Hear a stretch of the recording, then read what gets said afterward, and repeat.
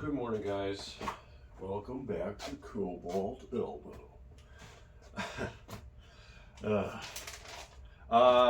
Here's what I'm here to say. Pronation lifts, as they're commonly understood by arm wrestlers to be these belt lifts wrapped around the thumb. These lifts barely pronate. And what I'm proposing is that this is more of a back pressure compound lift that can be modified to slightly target pronation. However, the true pronation lifts should be recognized as these lever or hammer lifts, because what they allow you to do is give you a more accurate measurement of your pronation force.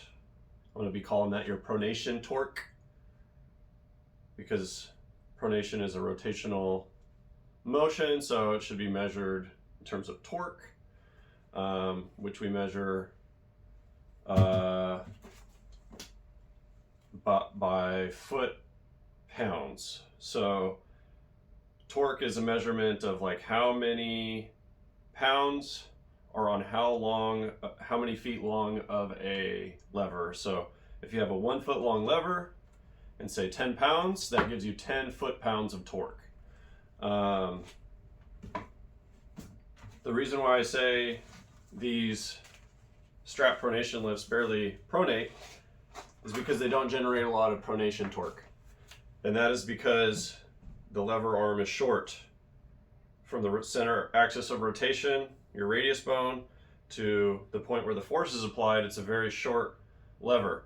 On most people, it's like 1 to 2 inches, 2 inches being extremely generous. Most people, it's like 1 to 1.25 inch long moment arm. So foot-pounds of torque, you divide that foot by the inches, and then you divide your weight by the resultant of that. So I have this hammer that I use that has increments every quarter of a foot, and it's a 10-pound hammer, so that gives me a very easy calculation on my torque. So I got, 2.25, half pound, or sorry, 2.5 pounds, 5 pounds, 7.5 pounds, 10 pounds, so on, all the way out to 25 pounds of torque, 25 foot-pounds of torque. And so the reason why I say we should consider hammer lifts to be the true pronation lifts is because we can measure them and standardize them and say, okay, I have this many foot-pounds of torque with my pronation. These lifts, I ran the numbers on these guys, and at 100 pounds of like your typical back pressure pronation lift with your standard form of like a slightly kicked back wrist, you only have like a 1 inch moment arm, 1 inch lever, so your torque is getting divided by 12. So if you have 100 pounds on your stack, divide that by 12, that's how many foot-pounds of torque you're getting in your pronation. So that means even Devon Larratt's like world elite 160-pound pronation lift is only making something like 13 foot-pounds of torque. On the high end, suppose you have like an insanely kicked back wrist and you're super strict and you get a 2-inch lever arm, you could get up to 27 foot-pounds of torque with a 160-pound pronation lift. But it varies with every degree of wrist extension. You get less torque and then more torque. So super hard to standardize and measure the pronation lifts for how much pronation force they actually require.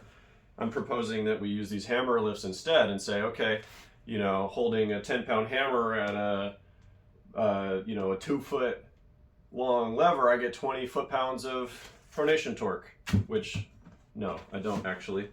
My right arm, which is my arm that's been gifted with pronation because of tennis and everything, can do about 10 foot-pounds. And in the past, I've been able to do about 100-pound pronation lifts. Let's see if I can get 12.5 foot-pounds. And the safety is controlled by the offhand here. See how I just caught it with my other hand? If you're wondering how to keep these lifts safe. So consider that. Consider that hammers are a better way to generate torque and it'll give you a more accurate way of measuring your torque as well. And not only that, but it's more convenient. Like you can generate 25 foot-pounds of torque with a 10-pound weight. Easy peasy. So, yeah. What else did I want to say here? What typically fails first for you when you're doing your pronation lift? Is it your pronation failing or your back pressure failing? For me, it's always the back pressure. So I say these strap lifts, even the ones that kind of target pronation, are back pressure compound lifts. Hammer work is true pronation lifting, like pronation isolation, if you will. So that could be useful if you are doing a program that heavily loads the upper arm. You can do more volume and work on your forearms than you can on your biceps and triceps. So being able to isolate the pronation without loading the elbow flexion is actually pretty useful. Like my current compound lifting program doesn't really have anything that's pronation specific. So I'm thinking, okay, how can I just target pronation without causing any of my other lifts to be like affected in any negative way recovery wise? And I think this is what I came up with, because I'm doing all sorts of flexion extension work. I don't want to interfere with that, so I can get out here and just isolate my forearm while my upper arm is nearly completely relaxed. I think it's a pretty good way to isolate pronation. It's a better way of measuring your pronation force, and it's also cool. Gives you an excuse to go buy some big ass hammers. So get some hammers. Tell me what you think about this way of training your pronation. Hopefully as we move forward as arm wrestlers, we begin to understand that these strap lifts are almost entirely back pressure lifts, especially if your wrist is flexed. If your wrist is flexed and you're doing pronation, you're actually not at all. There's no torque on your forearm when your wrist is flexed in a pronation lift.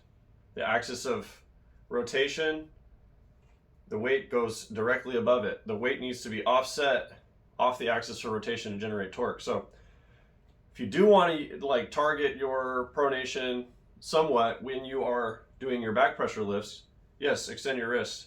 Understand that it's no longer pronation lift if your wrist is flexed.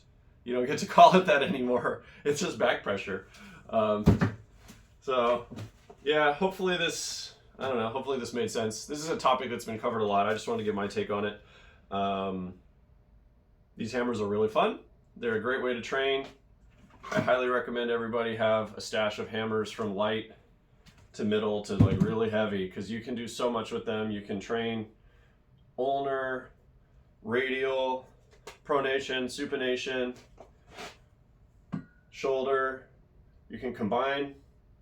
You know, it's an extremely versatile training implement, and I feel like it's so suited to arm wrestling because you're always experiencing torque in arm wrestling. You're never just really doing one direction. It's always like a direction plus some torque. So these compound lifts are great for kind of simulating the arm wrestling movement, but for isolating the pronation, the hammer is amazing. So thank you for watching, folks. Hopefully this made some sense. If you use the hammer and one of those monsters who can do 25 foot-pounds of torque, I really want to see that. like, my team recognized me as one of the guys that has a lot of pronation, and I can only do like 12.5 foot-pounds of torque. It's it's a lot harder than you'd think. I know one of you freaks is out there who can do it though. Hit me up. Let me see that. I want to see a video of that. That's got to be crazy.